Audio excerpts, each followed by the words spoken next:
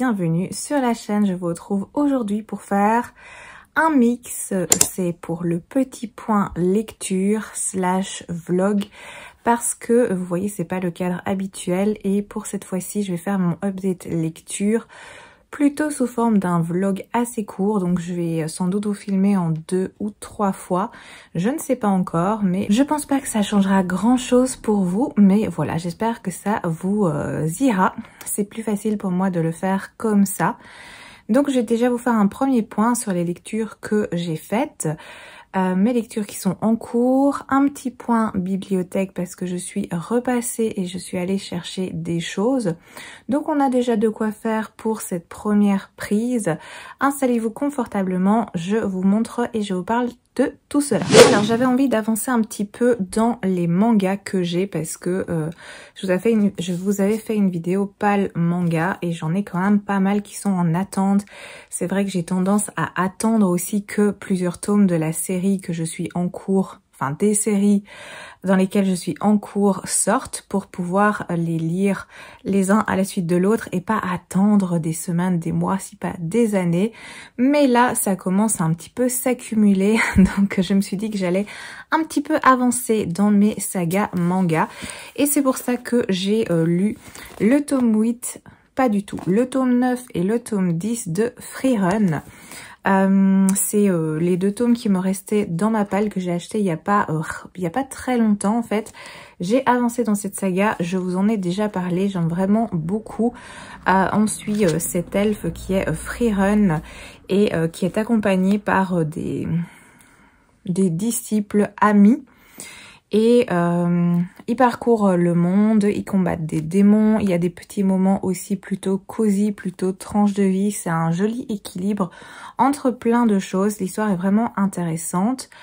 Donc j'ai eu envie d'un petit peu avancer dans cette saga et je pense même m'acheter la suite parce que je crois qu'actuellement il y a 13 ou 14 tomes de sortie, je sais pas dans combien de temps la saga sera terminée, je sais pas combien de tomes elle va comprendre, mais je souhaite un petit peu plus avancer et me mettre à jour, donc je pense que prochainement je vais essayer de soit aller chercher, soit commander la suite pour pouvoir avancer et être à jour, même si j'aime pas trop ça.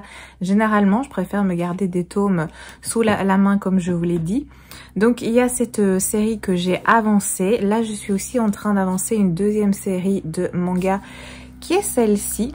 C'est Le Renard et le Petit Tanuki. J'ai lu le 4 et le 5. Là, la série, elle est complète en 7 tomes. Il y a un gros tracteur qui passe. J'attends.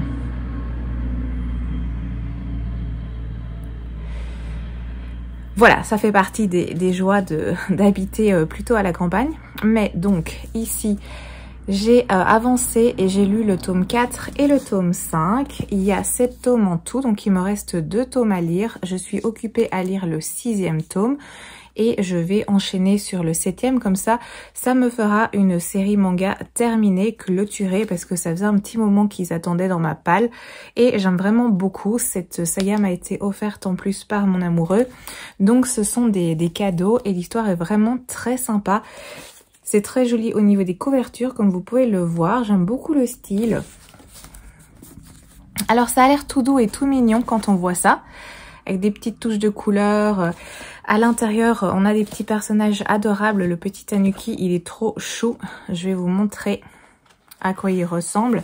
Mais c'est ce petit personnage-là.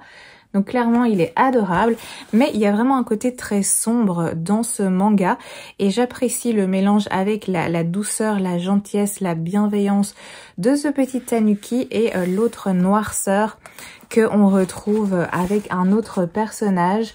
Je vous en dis pas trop. De nouveau, voici le petit Tanuki. On a des dessins comme ça, vous voyez. On va suivre des personnages qui sont des animaux en fait magiques. Je vous donne pas trop d'informations pour que si ça vous intéresse vous puissiez découvrir tout cela au fil des pages, mais moi j'aime vraiment beaucoup ce petit manga, donc j'avance bien dedans. Ça c'est pour les mangas, un point manga. Oh, sinon au niveau des romans, j'ai lu plusieurs choses. Alors j'ai terminé, comme je vous l'avais dit, La Malédiction des Dragon's Blood, parce que j'ai lu et terminé le 7e tome. Je vous en avais parlé à mon dernier point lecture lecture, si j'ai bonne mémoire. Je vous avais dit que j'avais déjà commencé et que ça se lisait super rapidement. Et voilà, c'est maintenant fait. J'ai terminé cette série de Anne Robillard. C'était agréable. C'est une lecture sympa. Comme je vous l'ai dit, c'est pas prise de tête, c'est fluide, c'est agréable. On a beaucoup de personnages, donc il faut pas attendre trop longtemps avant de les enchaîner, ce que moi j'ai fait, parce que parfois on est un petit peu perdu. On suit quand même une génération entière, donc ça veut dire ça représente 47 personnes techniquement, si je me trompe pas. Peut-être même 48. Non, je pense 47. Bref, peu importe, ça vient pas à 1. Donc on découvre quand même pas mal de personnages et l'idée ici c'est de se replonger en fait dans la vie de ces personnages, donc faire un voyage temporel pour se retrouver en fait à l'époque des différents personnages qui font partie de cette famille pour essayer de rompre une malédiction parce qu'une sorcière a maudit le premier... c'est pas descendant du coup, c'est on va dire l'aïeul, le premier représentant de cette famille et cette malédiction s'est poursuivie pendant des siècles et des siècles. Donc c'est un concept assez sympa, mais il y a aussi une idée de répétition évidemment, vu que à chacun des tomes on part sur le même schéma, donc c'est à chaque fois la même chose, entre guillemets, même s'il y a des petites différences, parce qu'il y a quand même une évolution au niveau des personnages. On va avoir des personnages qui vont intervenir dans l'histoire, qui vont aider le héros, qui vont l'encourager, etc. Il y a des petites surprises, mais le fond, vraiment, reste le même à chaque fois, c'est faire 2 voyages, plus ou moins, dans le temps pour essayer de revenir aux origines de la malédiction et essayer de la stopper. Donc voilà, il y a un petit côté répétitif que je dois vous en avertir, mais moi je trouve que c'est agréable. C'est pas prise de tête, c'est des lectures faciles, c'est plaisant, c'est divertissant. Voilà, vous voyez un petit peu le genre que c'est, je pense. Donc voilà, j'ai terminé cette saga. Sinon, j'ai lu aussi Les Jumeaux Croche-Mort, qui est un 3e tome de Cassandra O'Donnell aux éditions Flammarion. Je vous ai déjà parlé de cette série plutôt adolescente, mais qui comprend quand même pas mal de noirceur, des trucs assez sanglants. Donc c'est pas pour des tout jeunes non plus. Moi j'aime beaucoup, personnellement j'aime beaucoup ce récit. J'avais adoré le premier tome, je crois que j'avais un petit poil moins apprécié le 2e et j'ai passé de nouveau un excellent moment avec ce 3e tome que j'ai dévoré vraiment très rapidement. Après ça reste pour un public plutôt adolescent, jeune, donc vous voyez au niveau de la mise en page c'est aéré, ça se lit vraiment très vite. Le livre fait quand même 400 et des pages, mais ça se lit super vite vu que la police est plus grande. Et voilà, très bon moment passé avec les jumeaux Croche-Mort et tous les mystères entourant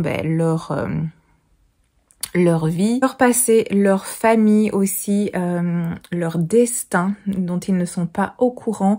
C'est très surnaturel, c'est très sombre. Il y a une idée de possession, il y a la thématique de la possession, donc c'est pour frissonner. Franchement, moi je trouve que c'est vraiment bien fait. En tout cas, j'ai passé un excellent moment parce que même pour une personne adulte, il y a quand même des petits moments où on panique un petit peu pour les personnages. Donc voilà, j'ai passé un très chouette moment avec ceci. Je pense que c'est la fin de la trilogie, en tout cas ça se clôture à la fin de ce tome-ci. Donc je sais pas, mais s'il y a encore une suite ou quelque chose qui arrive après, je poursuivrai avec grand plaisir et grand intérêt parce que j'aime vraiment beaucoup. Voilà pour déjà ces 2 romans-là. Oh, sinon, j'ai lu 2 autres choses et je suis nettement moins emballée par ces 2 lectures. J'ai lu Un étrange prélude de Dina Reborn. C'est une enquête de Veronica Speedwell, c'est aux éditions Hauteville. Donc c'est un premier tome d'une série, il y en a déjà pas mal qui sont sortis, je crois qu'il y en a une dizaine qui sont sortis. Ça faisait un petit moment qu'il était dans ma palle et je me suis dit, voilà, pourquoi pas le sortir, ça fait un petit peu penser Cozy Mystery. Et c'est une enquête un petit peu cosy comme cela. C'est pas que c'était pas une lecture agréable ou divertissante, mais c'est juste que moi j'ai pas été vraiment happée par ce récit. En fait, on est à Londres en 1800. 80 et des, presque 90 je pense, et on va suivre le personnage de Veronica Speedwell, hein, qu'on voit ici, on voit la silhouette, qui est une jeune femme très émancipée pour son époque, et qui est très instruite et qui est intéressée par les papillons. Je ne sais plus comment on dit quand on étudie les papillons. Je ne sais plus quel est le terme scientifique, mais il est dit quelquefois dans le roman. Elle a été élevée, elle est orpheline, donc elle ne connaît pas, elle connaît sa mère mais pas son père. Sa mère était une actrice et en fait elle est décédée très tôt. Et donc Veronica a été élevée par deux tantes et ils ont beaucoup voyagé. Elle n'est jamais restée au même endroit très longtemps. Elle a beaucoup bougé avec ses tantes. Et ici, elle se retrouve adulte et en fait, elle est très indépendante. Donc, ça fait quelques années qu'elle organise elle-même ses propres voyages scientifiques pour étudier les papillons aux quatre coins de la planète. C'est pas très bien vu par ses tantes, par la société de manière générale, mais elle s'en fiche complètement. Elle vit sa vie comme elle l'entend. Et un jour, eh bien, sa vie va être un petit peu chamboulée parce que quand elle revient chez elle d'un voyage, elle va découvrir que son logement a été complètement vandalisé. Elle va subir une attaque. Elle va pas se laisser faire. Elle va être secourue par un homme qui est un baron, qui va lui dire qu'elle est en grand danger et qui va l'emmener avec elle et la confier au bon soin d'un de ses amis, qui est Monsieur Stoker. Ce Monsieur Stoker est un naturaliste qui est clairement pas content de l'avoir débarqué, mais on comprend bien que il a une dette par rapport à ce baron. Et donc il accepte de protéger Veronica, même si elle voit pas l'intérêt de la chose. Elle ne pense pas être en danger, elle pense que le baron s'est monté la tête et que qu'il y a aucun risque pour elle ni pour sa vie. Mais à partir du moment où le baron va être retrouvé mort, la donne va changer. Et là, on va partir dans une enquête, dans une recherche, parce qu'effectivement, il y a un complot entourant Veronica. Voilà un petit peu le résumé de cette histoire. Donc l'idée générale est sympa, de base c'est sympa, mais moi personnellement j'ai pas accroché. J'ai lu le premier tome, mais je ne poursuivrai pas la série parce que voilà, je pense que comme je vous l'ai dit, j'ai vu qu'il y en avait déjà une dizaine de sorties. J'ai pas été suffisamment happée dans cette histoire pour avoir envie de poursuivre, ce qui n'est pas grave en soi. J'ai d'autres séries qui sont en attente depuis trop longtemps, donc ça me laissera du temps pour continuer celles avec lesquelles j'accroche. C'était un moment agréable, même si j'ai trouvé quand même quelques longueurs par moment. Le livre fait 380 pages environ. C'est écrit assez petit à l'intérieur, sachez-le. Donc le livre est assez fin, mais la police est très petite. J'ai bien aimé l'atmosphère historique. Les personnages, j'ai pas eu plus d'attachement que ça aux personnages, même si je trouvais Veronica intéressante. Elle est très avant-gardiste pour son époque. Le personnage de Stoker est intéressant parce qu'on va aussi un petit peu gratter autour de ce personnage-là pour découvrir ce qu'il cache, quel est son passé, ses blessures, etc. Mais à un moment donné, je trouvais qu'on s'éloignait un petit peu du sujet principal de l'intrigue, à savoir qu'est-ce qui entoure Veronica, quel est le mystère qui l'entoure, pourquoi on la recherche, pourquoi est-ce qu'il y a un complot de toute évidence qui la vise. Et on s'éparpillait un petit peu plus du côté vie privée des personnages. Donc à un moment donné, je trouvais que ça ramait, enfin pas que ça ramait, mais que ça prenait un peu trop son temps, que ça traînait en longueur, et moi je voulais qu'on revienne quand même à l'intrigue. Donc voilà, pour cela aussi, ça ne m'a pas convaincue entièrement. Donc voici pour celui-là, c'était pas une lecture désagréable à faire, au contraire, il y avait des bons éléments. Moi il y a des choses qui m'ont moins convaincue et de manière générale pas assez pour avoir envie de poursuivre tout simplement, ça arrive. L'autre lecture qui m'a pas convaincue malheureusement, c'est La Reine du Noir de Julia Barthes aux éditions Sonatine. La couverture elle est incroyable, j'aime beaucoup ce style. Et dans ce récit, bon, le petit résumé On va suivre une jeune femme qui s'appelle Alex. Alex est une jeune autrice qui essaye de percer, mais qui n'y arrive pas. Et il va y avoir une occasion qui va être donnée pas seulement à elle, à plein d'autres personnes. Il y a une autrice très célèbre qui est Rosa Valo, je pense, quelque chose comme ça, qui a écrit des livres qui ont été vraiment des livres à succès, qui va proposer en fait un genre de concours. Donc elle va proposer à toute personne qui écrit, c'est que des femmes par contre, à des jeunes écrivaines, plus précisément, de écrire une nouvelle, de la lui envoyer. Ensuite, il y aura un tri qui va être fait et les meilleures nouvelles vont être sélectionnées et les écrivaines qui ont écrit ces nouvelles-là vont être invitées à faire une retraite d'écriture avec cette fameuse Rosa. Donc, c'est une occasion vraiment très importante à ne pas manquer. Et on va suivre ce personnage de Alex qui, elle, en fait, a des difficultés à écrire depuis 1 an, quelque chose comme ça, suite à des soucis personnels. Je vais pas rentrer trop dans les détails, mais elle a quand même eu des soucis avec une de ses meilleures amies, une fille dont elle était vraiment très proche. Elles étaient colocataires et apparemment, ça s'est mal, leur amitié s'est mal terminée. Et depuis, elle a un petit peu le syndrome de la page blanche, mais par un concours de circonstances, on va quand même la proposer pour gagner cette retraite d'écriture et elle va être sélectionnée. Mais il y aura d'autres femmes qui vont aussi être sélectionnées, elles se retrouvent à 5 ou à 6 et parmi ces personnes sélectionnées, il y aura aussi cette fameuse amie avec lesquelles ça s'est mal terminé. Elles vont partir toutes et se retrouver du coup dans le domaine de cette fameuse écrivaine, de cette Rosa. Et là, la retraite d'écriture va commencer et ça va clairement pas être ce à quoi elle s'attendait. J'entre pas dans les détails plus que ça.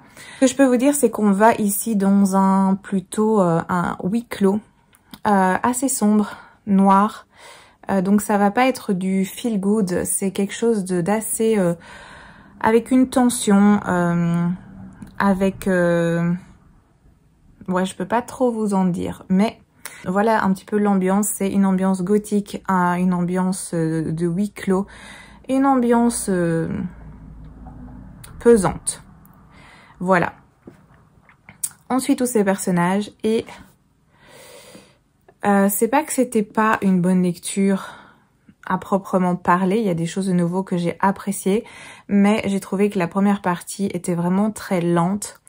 La seconde partie, ça avance un petit peu plus, le rythme est plus présent, donc j'ai plus adhéré à la seconde partie, mais j'ai pas été entièrement convaincue parce que j'ai l'impression que ça partait un petit peu dans tous les sens, que c'était pas assez structuré. Au niveau des personnages, j'ai pas été particulièrement attachée à ces personnages. On va apprendre, ce qui prend du temps aussi, c'est qu'on va apprendre vraiment tout ce qui s'est passé entre Alex et cette fameuse amie colocataire.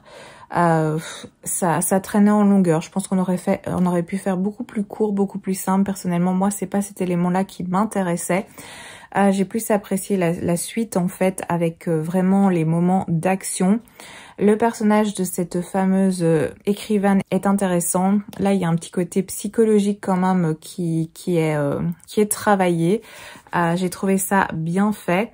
Même si parfois je trouvais que c'était un petit peu gros aussi comment c'était amené. Après ça se lit bien. J'ai pas eu de difficultés. Je l'ai lu très très vite. Malgré cette lenteur dans toute la première partie, je sais pas, je m'attendais à autre chose, peut-être à quelque chose de différent.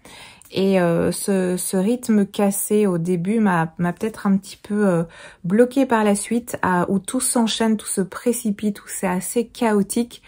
J'ai pas été plus que ça emportée, emballée, malheureusement. C'est très personnel évidemment, parce que je pense qu'il y a beaucoup de personnes qui l'ont apprécié. Si vous cherchez un thriller psychologique qui correspond à ce dont je viens de vous parler, un huis clos, une ambiance gothique, thématique écriture, des secrets, des mystères, parfois des choses un petit peu grosses je trouve, mais si vous avez envie de tenter, pourquoi pas. En plus il est sorti en poche actuellement. Mais voilà, moi il m'a pas convaincue à 100%. Après c'est pas, ça n'a pas été une lecture désagréable. Je suis contente de l'avoir découvert. Au contraire, je suis vraiment contente d'avoir pu faire cette lecture, mais elle ne m'a malheureusement pas convaincue. Voilà, ça c'est pour mes lectures que j'ai faites jusqu'à présent. Je peux vous faire un petit point rapide sur mes lectures qui sont en cours. En fait, j'ai attaqué en audio le livre des portes. Je sais pas si je vous en avais déjà parlé précédemment. Et j'ai dépassé la moitié, il me reste peut-être 200 pages, un truc comme ça, oui, un peu plus de 200 pages. Et pour l'instant, ça me plaît bien, même si de nouveau, il y a quand même des petites longueurs, mais la thématique des portes m'intéresse. Ça me fait penser un petit peu à Le Grand Camp que j'ai lu dernièrement, et aussi dans un sens les 10 000 portes de January. On est sur ce genre de thématique où les portes ouvrent des passages. Donc voilà, pour l'instant c'est plaisant malgré les petites longueurs, il faut être honnête. Je voudrais le terminer prochainement pour savoir évidemment ce qui va exactement se passer. Oh, sinon, comme je vous l'ai dit, eh bien je suis dans le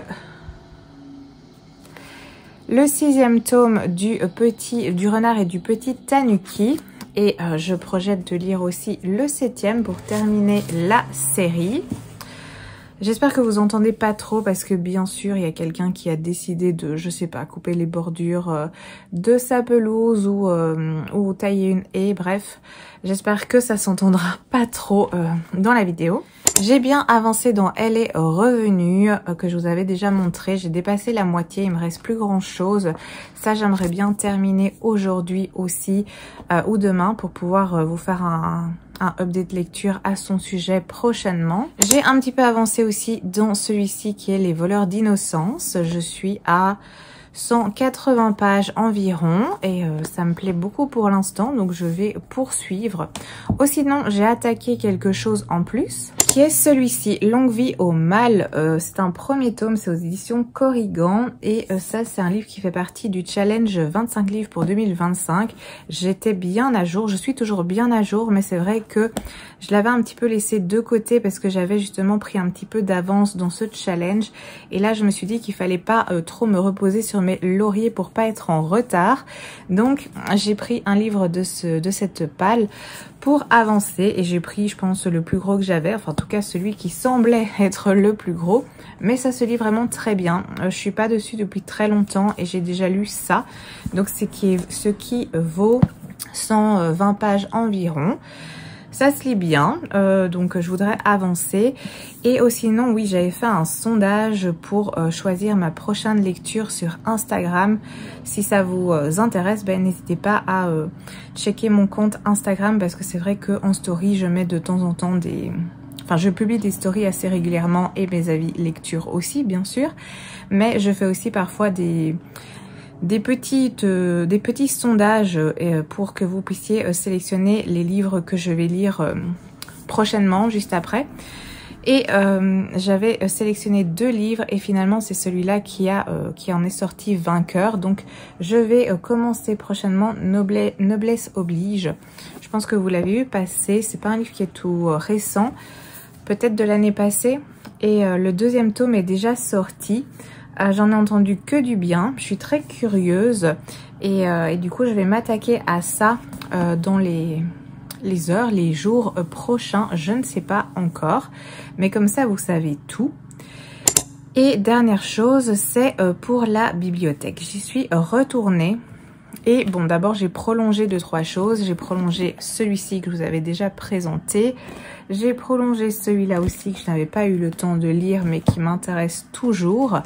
Oh, sinon j'ai pris un Karine Giebel, Meurtre pour rédemption. J'en ai lu qu'un de cette autrice pour l'instant et c'est son premier, c'est Terminus quelque chose. Ce qui se passe dans le métro. ou dans le train, que j'avais bien aimé. Il était beaucoup plus fin que celui-ci. Celui-ci, c'est un gros pavé. Et ils en ont quelques-uns à la bibliothèque de cette autrice. Je me suis dit que j'allais les emprunter parce que j'en ai pas dans ma palle ici à la maison. Je me suis dit que pourquoi pas lire de cette façon. Ou sinon, j'ai pris celui-ci qui est Songlight, qui est un premier tome, je pense, livre 1, qu'on a vu passer il y a quelques mois maintenant. Je savais pas quoi en penser. Quand il est sorti, j'avais envisagé de potentiellement aller me l'acheter. J'ai entendu de bons échos à ce sujet. Alors ça dit, pour eux, nous sommes des inhumains, des déviants. Ils nous pourchassent, nous reformatent, nous font taire à tout jamais. Notre âme brille trop fort, notre don les menace. Nous sommes des torches. Voilà. On est dans un univers post-apocalyptique impitoyable. Je pense que ça peut être sympa. Donc, comme il était à la bibliothèque, j'ai pas réfléchi pendant 1000 ans non plus. Je me suis dit, on verra bien.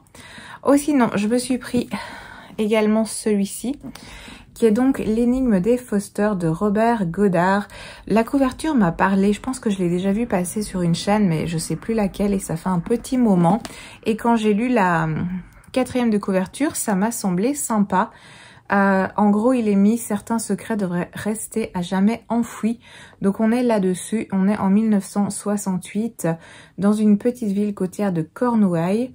Et il va être question de mystère, de toute évidence. J'ai pas envie de trop en savoir. Je vous mets de toute façon tous les liens en barre de description, vous savez, les liens Amazon. Comme ça, vous avez aussi tous les résumés. Si vous voulez avoir plus d'informations, c'est possible de cette façon-là. Et la dernière chose que j'ai empruntée à la bibliothèque, c'est celui-ci. Plus de la jeunesse avec Impossible créature, premier tome de Catherine Rundell, aux éditions Gallimard Jeunesse. Et là, il est indiqué un truc assez prometteur, vu que il y a eu Tolkien, il y a Pullman, et désormais, il y a Catherine Rundell. Donc...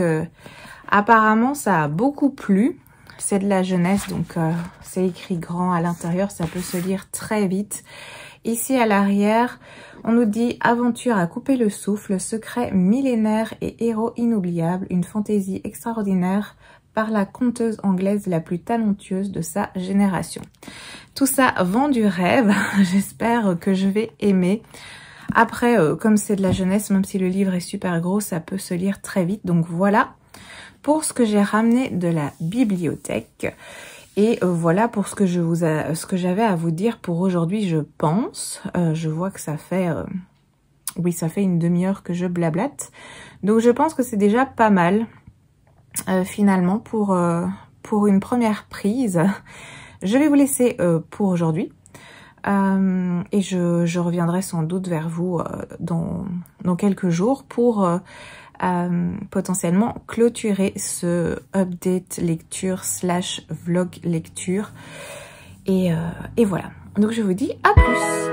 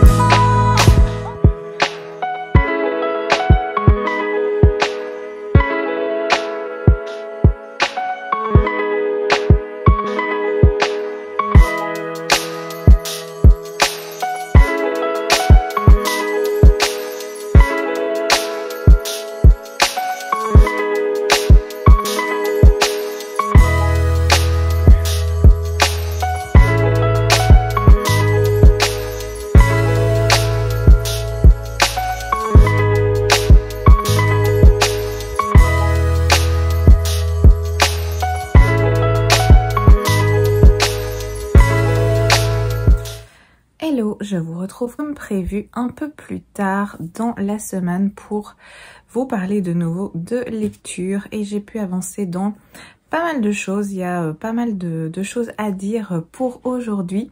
Alors côté point lecture, j'ai avancé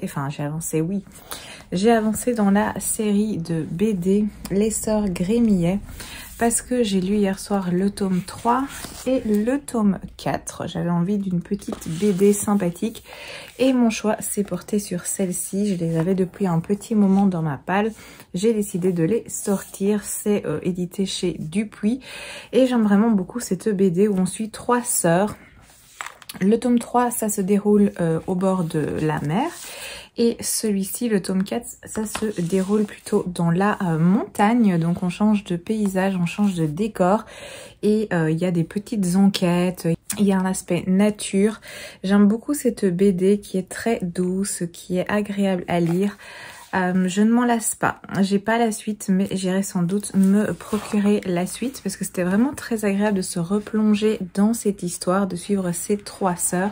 Je vous montre un petit peu au niveau des planches. Voilà comment sont les dessins. Et c'est vraiment un petit moment douceur que j'apprécie beaucoup personnellement. Donc voilà, j'ai lu ça hier soir tranquillement. Ou sinon, petit point manga, comme je vous l'avais dit, j'ai avancé et terminé la série Le Renard et le Petit Tanuki. J'ai lu le tome 6 et le tome 7, qui sont ces deux-ci. Et ça y est, c'est terminé, la série est clôturée. Donc je suis très contente d'avoir pu lire cette histoire qui m'a beaucoup plu. J'ai passé un très bon moment avec ce récit, je vous en ai déjà parlé, donc je vais pas vous refaire un point et en discuter à nouveau pendant des heures. Donc ça c'est pour le côté graphique, on va dire. En ce qui concerne les romans, eh bien il y a pas mal de choses. En fait, je pensais pas avoir la possibilité de lire et de finir autant de choses, mais voilà ce que j'ai pu avancer, dévorer, terminer. Il y en a qui étaient déjà en cours, je vais peut-être commencer par ceux-là. C'est-à-dire ces deux-ci, c'est Elle est revenue que j'ai terminé et le livre des portes que j'ai aussi terminé. Ça c'était ma lecture audio que j'ai clôturée cette semaine. Je vais vous parler de cela d'abord. Donc premièrement, Elle est revenue. C'est aux éditions 10-18, c'est écrit par Ainsley Hogarth. Petit livre de 300 pages environ. Et j'avais vraiment beaucoup d'attentes parce que sur la couverture, il y a déjà des petites informations qui sont données. On dit un mélange irrésistible d'horreur domestique et d'humour noir, excentrique, effrayant et follement original, décalé, inattendu et séduisant. Donc je suis pas fan de mettre ça sur la couverture, mais ici c'est vrai que ça m'avait beaucoup intriguée, le fait d'annoncer ça comme une histoire de fantôme qui fait un petit peu peur. En fait, on va suivre ici le personnage de Abby, dont la belle-mère vient de mourir. Elle s'est donné la mort, donc c'est un cas de suicide. Cette dame avait des problèmes psychologiques depuis longtemps en fait. Et voilà, cette fois-ci, une énième tentative où elle a réussi en fait à se donner la mort. Son fils est évidemment fort impacté par ce drame. Et on va suivre ces deux personnages, donc elle et son mari qui est le fils de cette dame qui est décédée. Abby pense que cette tragédie va finalement avoir un côté positif parce que ça impactait fort leur vie actuelle et leur vie de couple également. Et elle pense que maintenant, ça va être l'opportunité, entre guillemets, d'avancer, de passer à autre chose, que son mari puisse se défaire aussi, parce qu'il y avait quand même un lien qui était assez toxique, assez malsain entre lui et sa mère, et elle espère qu'il pourra s'en délivrer, qu'il puisse avancer et fonder une famille, mais les choses ne vont pas se passer comme elle l'espère. Le titre c'est Elle est revenue, donc il va y avoir une histoire du fantôme de cette dame qui va rester et continuer à impacter Abby et son mari, donc son propre fils. On tourne autour de ce genre de thématique. Donc tout pour me plaire au départ en tout cas. Mais malheureusement, j'ai pas été autant emballée que ce que je pensais. C'est très original, comme c'est mis ici, hein, c'est original et effectivement c'est décalé. C'est très particulier comme lecture. Moi personnellement, je n'ai pas plus accroché que ça. Oui, ça va parler de fantômes, ça va être très psychologique, ça va parler de mort. Mais j'en attendais autre chose. La façon dont c'est amené, je m'attendais clairement à autre chose. Donc j'ai pas été convaincue, j'ai pas été satisfaite par rapport à ça. C'est un livre qui se lit assez vite, hein, parce que c'est quand même que 300 pages, même si au niveau, vous voyez, de la police d'écriture, il n'y a pas beaucoup d'espace, hein, c'est beaucoup de texte assez condensé. Donc il prend un petit peu plus de temps que ce que je pensais au niveau de la lecture. Je pensais le terminer beaucoup plus vite, mais c'est vrai qu'on a beaucoup de paragraphes assez compacts. Pas énormément de dialogue, donc ça prend un peu plus de temps à lire, mais globalement ça se lit bien malgré tout, ça se lit rapidement malgré tout. Mais pour ma part, je suis clairement passée à côté de ce récit parce que j'attendais vraiment une histoire de fantôme frissonnante, quelque chose qui me fasse un peu peur, je sais pas, me retrouver dans cette ambiance et ça n'a pas été le cas ici. Malheureusement, on suit beaucoup Abby, on est fort dans l'aspect psychologique de ce personnage, ses attentes, ses espoirs, ses projets et le côté fantôme est présent mais plus en retrait. Donc voilà, moi personnellement je n'ai pas été emportée par celui-ci, donc pas une excellente lecture, c'était sympathique mais vraiment sans plus. Ensuite, passons à celui-ci qui est donc le livre des portes de Gareth Brown aux éditions Sonatine. Très beau livre avec son jaspage sur les tranches et côtés. Il est vraiment très beau, c'est un livre assez épais. Donc ici on est sur quelque chose qui fait quand même 580 pages. Je l'ai écouté comme je vous l'ai dit, donc c'était un livre audio, une lecture audio. Et dans ce récit, pour le résumer, on va suivre Cassie qui est une jeune femme qui travaille dans une petite librairie à New York. Elle a une colocataire qui s'appelle Izzy, elles s'entendent vraiment très bien toutes les deux. Et un jour, quand elle est au travail dans cette librairie, il y a un de ses clients très habituels qui vient très régulièrement, qui va avoir un malaise et qui va faire un arrêt cardiaque, donc il va soudainement décéder. Et il va laisser un étrange objet à Cassie qui est un petit livre où quand elle l'ouvre, elle va voir qu'il y a des inscriptions, des notes, des choses à l'intérieur. Et ce livre, en fait, elle va découvrir qu'il s'intitule Le livre des portes. Et elle va assez vite se rendre compte que c'est un livre magique, un livre particulier qui permet justement d'ouvrir des portes et de voyager du coup aussi bien dans l'espace que dans le temps. Je vais m'arrêter là pour le résumé pour pas vous dévoiler trop de choses, mais on part sur ce genre de récit et je trouve que c'était une lecture originale. J'ai apprécié la thématique, les thématiques voyage dans le temps, tout ce qui tourne autour des livres magiques.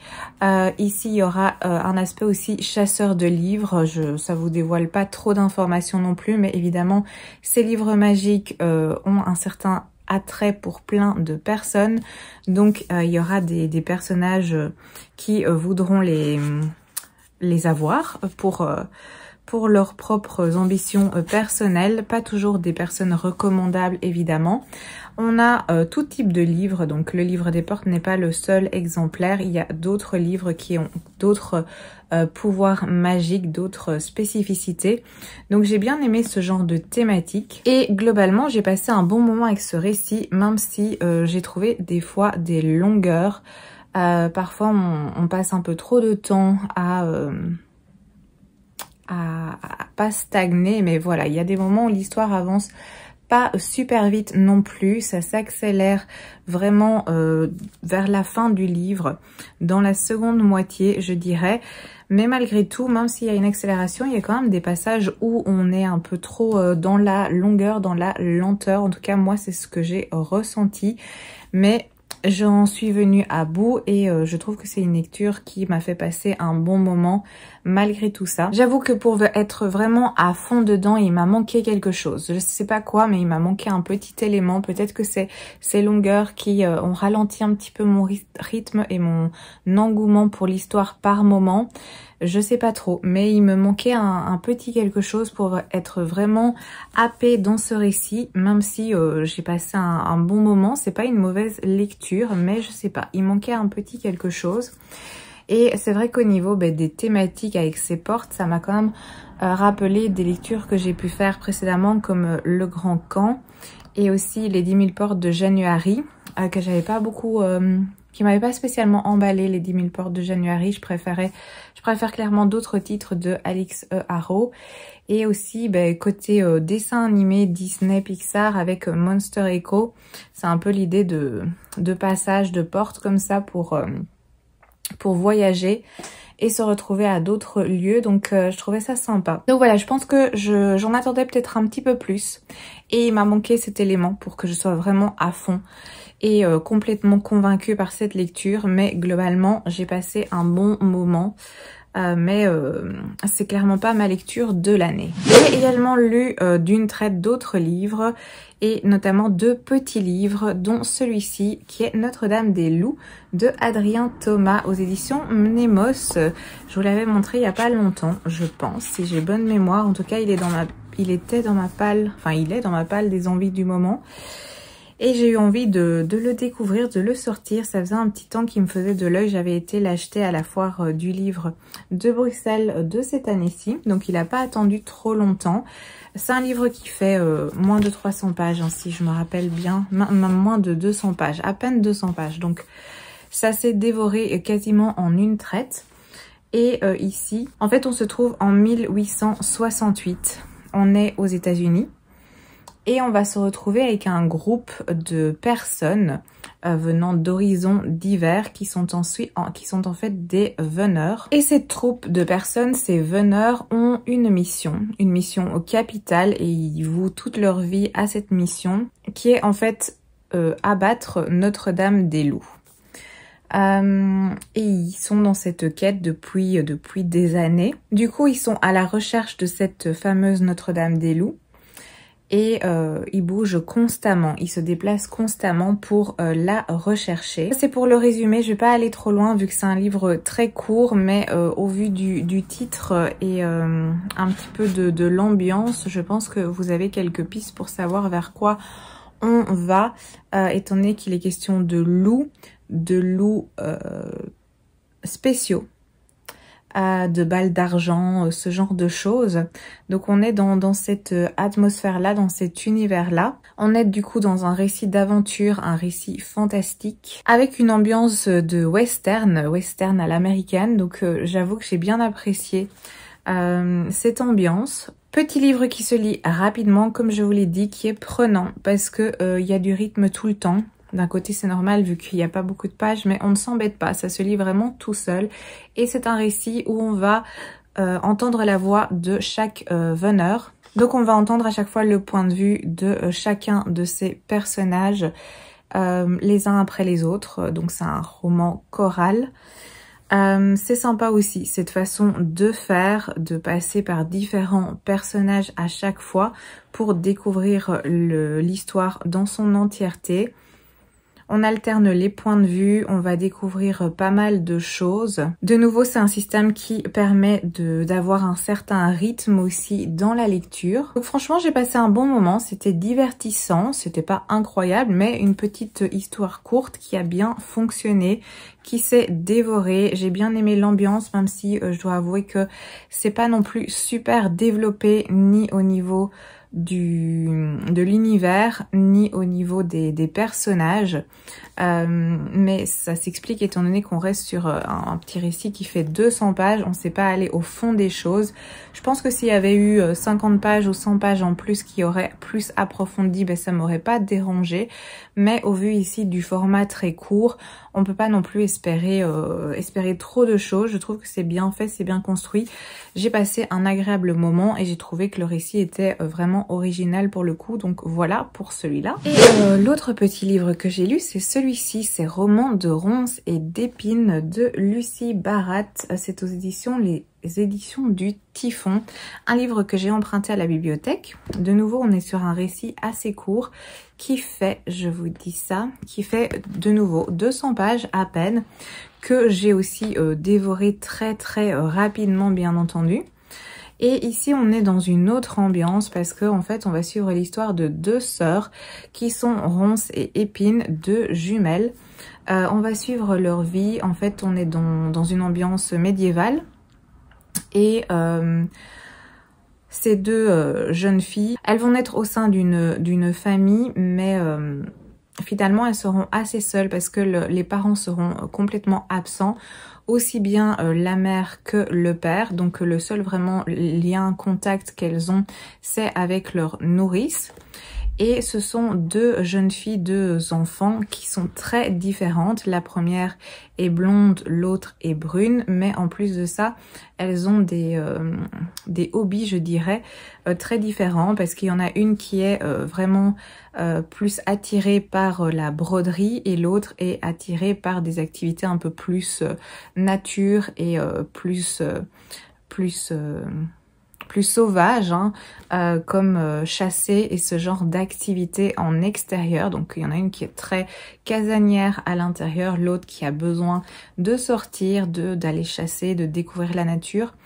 Et le lieu où elles vivent, donc ce château, est entouré d'une forêt assez mystérieuse où apparemment il faut pas s'enfoncer trop loin parce qu'on risque de s'y perdre. Et voilà, on est sur ce genre de récit à suivre ces deux jeunes filles. C'était une lecture intéressante parce que c'est amené sous forme de conte. La plume est vraiment très belle, il y a un aspect onirique, un aspect qui amène des légendes aussi. C'est très poétique, c'est très bien écrit, vraiment c'est une très belle plume. Bon, faut aimer évidemment ce style, hein, mais c'est très travaillé. Ça amène une certaine ambiance évidemment au récit. Ça va beaucoup parler du coup de ces deux sœurs, de l'aspect sororité, de la destinée, des femmes de manière générale, de famille, de forêt, de malédiction également. Donc on tourne autour de toutes ces thématiques. C'était un joli voyage. Franchement, j'ai passé un bon moment. Je pense que c'est bien aussi que ce soit un récit assez court parce que s'il avait fait le double, peut-être que j'aurais été moins...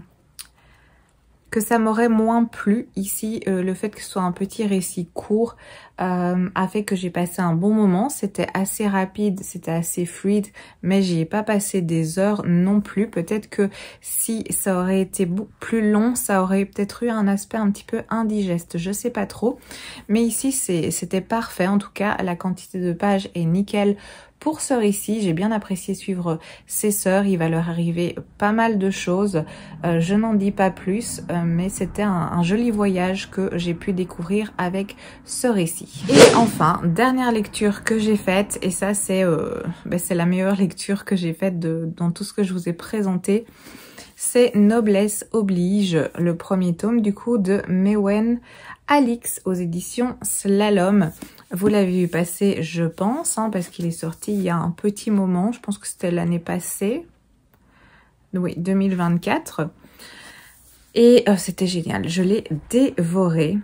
C'est écrit assez grand, parce que c'est un récit plutôt young adulte, je pense.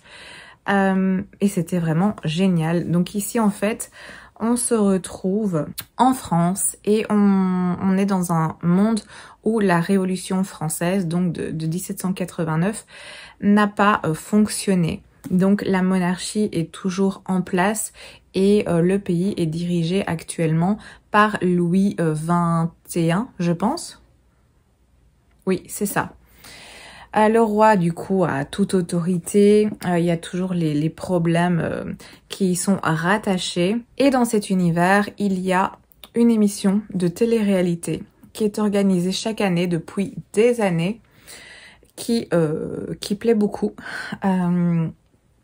qui fait fureur, qui s'appelle Noblesse oblige. Et le principe de cette télé-réalité, c'est que du coup chaque année il y a des jeunes filles qui vont être sélectionnées, des jeunes filles qui sont pas de la noblesse, donc des roturières comme on dit, qui vont être sélectionnées pour participer à cette émission. Et cette émission, c'est une chance pour elles de pouvoir faire un mariage avec un noble et du coup s'élever. Et dans cette histoire, on va suivre une jeune fille qui est Gabrielle, qui est clairement anti-royaliste et qui va être, par un curieux hasard, sélectionnée pour participer à cette émission de télé-réalité. Et elle, évidemment, elle y voit une occasion, une chance de pouvoir espionner et dire toute la vérité sur cette noblesse et finalement arriver à infiltrer cette monarchie et dénoncer tout ce qui ne va pas. Donc voilà pour le petit résumé et c'était incroyable. Franchement, j'en entendais beaucoup de bons échos. On m'avait déjà conseillé ce roman plusieurs fois et là, je comprends parce que j'ai adoré. C'était une excellente lecture. Je l'ai dévoré. J'avais du mal à le lâcher. J'ai tout aimé. Franchement, du début à la fin, ça m'a plu. Attention parce qu'il y a quand même des passages, il y a pas mal de violence. Donc il faut s'accrocher. Il y a des choses très très violentes qui nous sont racontées quand on découvre vraiment tous les dessous de la monarchie, si je puis dire. Je m'attendais pas à ça, mais ça a été entre guillemets une bonne surprise parce que j'ai trouvé ça super intéressant et que ça a apporté aussi beaucoup à l'histoire. J'ai beaucoup apprécié le personnage de Gabrielle qu'on va suivre tout du long. C'est un livre qui n'épargne pas son lecteur parce que il y a des choses aussi très difficiles qui arrivent au personnage. Moi, il y avait un personnage que j'aimais vraiment beaucoup et il lui est arrivé des choses très dramatiques, très tragiques. Donc voilà, c'est un livre où tout n'est pas beau, tout n'est pas rose, il se passe des choses. C'est très crédible, c'est très réaliste du coup. On a des personnages qui vivent des choses horribles et j'ai tout aimé. Voilà, je n'ai rien d'autre à vous dire à part que j'ai adoré vraiment cette lecture. Il y a le deuxième tome qui est également sorti et je pense que je vais pas tarder à aller me le chercher parce que j'ai vraiment envie de poursuivre et de continuer à voir ce qui va arriver à Gabrielle. À continuer à voir l'évolution de cet univers, de toutes ces intrigues, de cours, etc. C'était top, vraiment top. Je vous recommande 1000 fois. Si les thématiques vous intéressent évidemment, et effectivement c'est mis ici au début, c'est bien indiqué, ce roman contient des scènes de sexe et de violence explicites. Donc voilà, vous voyez un petit peu ce dont il est question dans ce roman, donc il faut pouvoir le supporter. Bon, c'est pas non plus une torture hein, à lire, mais c'est vrai que on en parle quand même. On visualise certaines choses aussi. Donc si vous n'êtes pas à l'aise avec ça, si c'est pas confortable, si vous n'aimez pas ce genre de choses, bah voilà, au moins vous êtes informés. Mais l'histoire, elle est incroyable. Les personnages sont top. En tout cas, Gabrielle, elle est vraiment attachante et je l'ai trouvée crédible, volontaire, courageuse. Oui, assez réaliste finalement dans cet univers, dans les décisions et les actions qu'elle entreprend. Donc voilà, ma super lecture de la semaine, c'est celui-ci. Voilà, ça c'est pour toutes les lectures que j'ai faites. Je pensais pas avoir autant de choses à vous dire, après tant mieux dans un sens. Pour mes lectures en cours, eh bien du coup je suis toujours dans celui-ci, Les voleurs d'innocence, mais j'ai avancé parce que j'ai également dépassé la moitié, ça se lit super bien et j'aime beaucoup. Franchement, c'est vraiment très très chouette. C'est une histoire de sœurs, de nouveau, où on suit les sœurs Chapelle, qui sont 6 jeunes filles. On est dans les années 1950 et les Chapelle, en fait, le père s'occupe, produit plutôt, des armes. Et on suit l'histoire de ces sœurs qui subissent un genre de malédiction. Je reste assez floue, je vous dis pas plus, mais c'est vraiment très bien aussi. Je passe un super moment avec ça. Ça, je prévois de le terminer pour dimanche prochain parce que le livre est assez gros comme vous pouvez le voir. On est quand même sur plus de 500... On est prêt, oui, on est à 590 pages, donc quasi 600 pages. C'est les éditions Totem, donc c'est pas non plus super aéré, c'est pas une police d'écriture qui est vraiment très grande, mais ça se dévore super vite. En tout cas, moi, je le dévore super vite, donc vraiment excellente lecture. Et sinon, j'ai également celui-ci en cours que je vous avais montré, je pense, dans le plan précédent, qui est Longue vie au mal, aux éditions Corrigan, où là, ben, j'ai pas plus avancé, je pense, que quand je vous en avais parlé la fois passée. Je suis toujours à la page 122. Mais ça se lit aussi très très rapidement. Donc voilà, j'ai ces deux lectures en cours. Et j'ai commencé un livre audio qui est là-haut. C'est Le secret des Deveril. Le premier tome, qui est cette saga. C'est une trilogie où il y en a trois ou on a quatre, je sais plus. Qui se passe en Irlande. Et pour l'instant, ça me plaît beaucoup. On en a aussi beaucoup entendu parler. J'ai lu aussi une centaine de pages, 100 ou 150. Enfin, écoutez, en tout cas.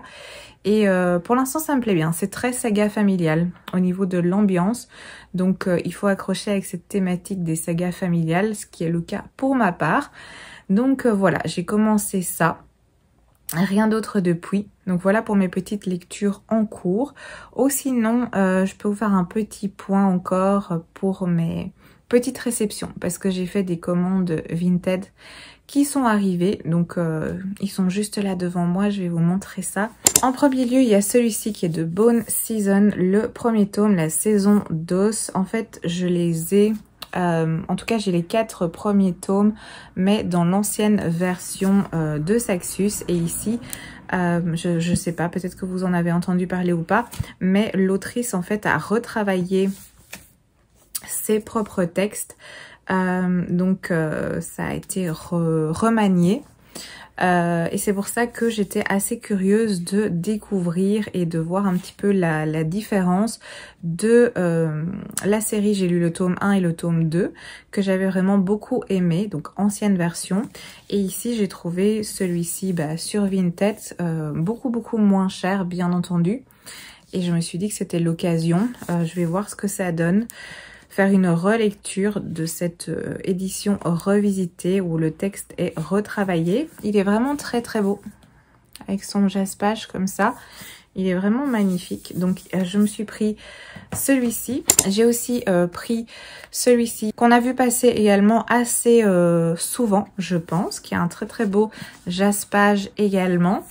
Et j'avais envie d'un petit peu voir ce que ça pouvait donner. Ça parle de dragons, bien sûr. On est à Londres en 1923 et on a les dragons qui sillonnent le ciel.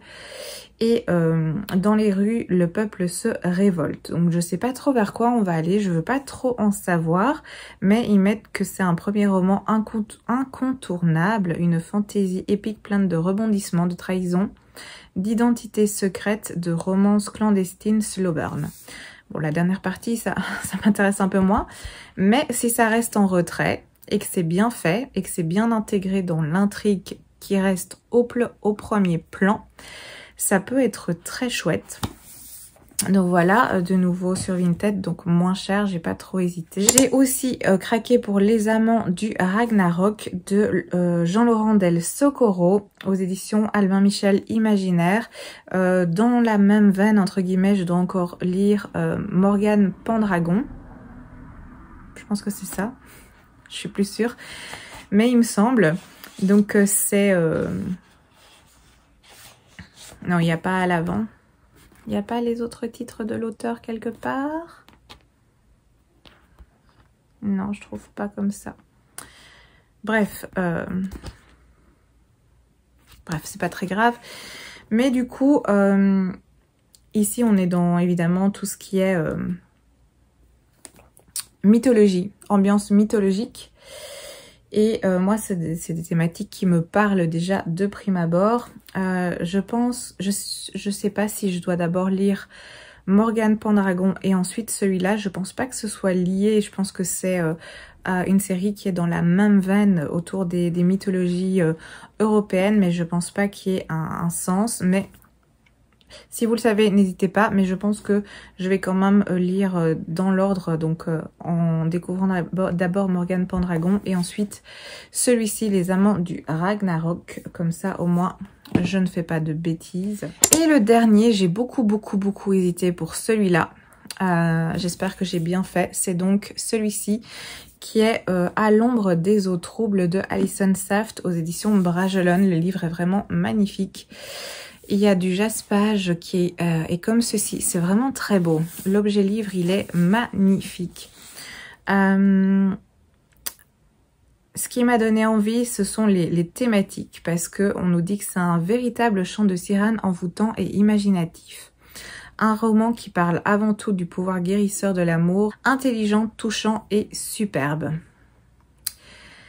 Ça, c'est Avared qui en parle. C'est la petite phrase qui est annoncée à l'arrière. À l'intérieur, il est comme ça. C'est vraiment un très joli livre. Et j'espère être happée dans ce récit parce que de la même autrice, j'ai lu il n'y a pas si longtemps Un si fragile enchantement qui ne m'a pas emballée. Malheureusement parce que la romance justement était beaucoup trop mise en avant à mon goût, hein, personnellement à mon goût. Donc moi j'attendais autre chose de ce récit, mais de cette autrice j'ai quand même encore Le Chasseur et l'Alchimiste, où j'ai entendu des avis également mitigés. Celui-ci j'avais vu quelques avis, soit on aime et on le dévore, soit on n'aime pas et on l'abandonne. Mais j'étais quand même curieuse de découvrir cette histoire qui m'intriguait. Donc quand je l'ai trouvé sur Vinted, moins cher que son prix neuf, mais en parfait état malgré tout, je me suis dit que c'était l'occasion de le prendre et de me faire mon propre avis et de donner du coup encore une chance à cette autrice. Si vraiment je lis celui-ci et je lis Le Chasseur et l'Alchimiste et que je n'accroche à aucun de ces deux titres, je pense que j'arrêterai avec les titres de Alison Saft. Alors ça voudra dire que ce n'est pas fait pour moi, mais je voudrais encore essayer, encore tenter. Donc voilà, ça c'est pour les petits achats Vinted qui a eu cette semaine, qui sont arrivés cette semaine. Donc voilà, je pense que là pour le coup je vous ai un petit peu tout dit. Et je pense que je peux du coup clôturer ce vlog update lecture en deux parties. Je pense qu'il sera plus long que ce que je pensais, parce que je pense qu'au début de la vidéo je vous annonçais un petit vlog assez court, mais il me semble que finalement il est assez conséquent. J'espère que ça vous plaira, ce genre de format un petit peu différent de d'habitude des updates lecture du dimanche. Je vous remercie d'avoir regardé cette vidéo, bien entendu. Je vous remercie de votre présence, de votre gentillesse. N'hésitez pas comme habituellement à me laisser des petits commentaires, qu'on puisse papoter de mes lectures, faites présenter de vos lectures. N'hésitez surtout pas, ça me fait super plaisir d'échanger avec vous. Je vous souhaite un très beau dimanche. Je vous dis à très bientôt pour une prochaine vidéo et prenez bien soin de vous.